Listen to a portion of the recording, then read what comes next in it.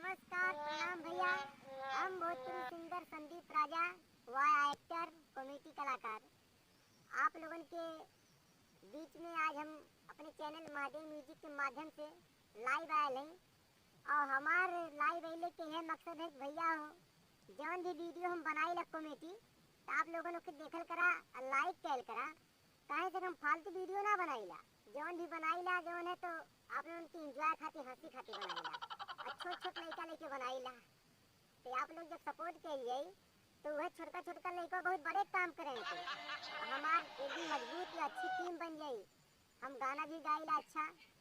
ये हमारे चैनल पे आप लोगों को हमारे वीडियो भी गाना भी सुनने को मिली। तो चैनल के सब्सक्राइब कर लीजिए आप लोग और लाइक करिए भैया। और कौनो गाना आप लोग हमसे सुनल पसंद करिए तो हम सुनावत है।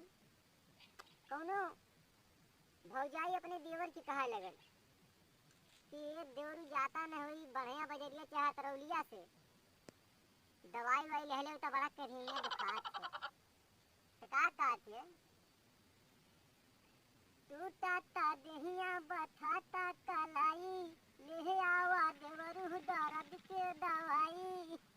अरे सूत गई सैया से रतिया चपक के, ककरी भइल बा कमरिया लपक के, ककरी भइल बा कमरिया लपक के।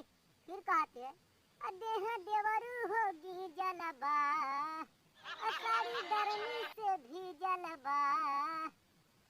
देह देवरू होगी जलबा, सारी गर्मी से भी जलबा। काट ले बड़े दोनों गलिया हवा के, ककरी भइल बा कमरिया लपक के, ककरी भइल बा कमरिया लपक के। तो भैया लोगन अगर अच्छा लगी हमार गाना तो आप लोग चैनल के सब्सक्राइब और लाइक जरूर करिए। यही तरह अपन आशीर्वाद प्यार बनौले रहिए संदीप राजा पे। धन्यवाद।